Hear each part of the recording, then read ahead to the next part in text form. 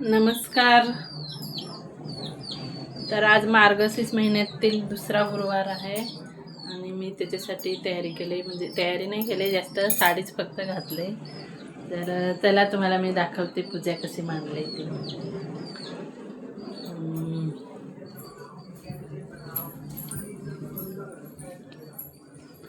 तर इकडे किचनमध्ये मी पूजा मांडलेली आहे आणि हे बघा,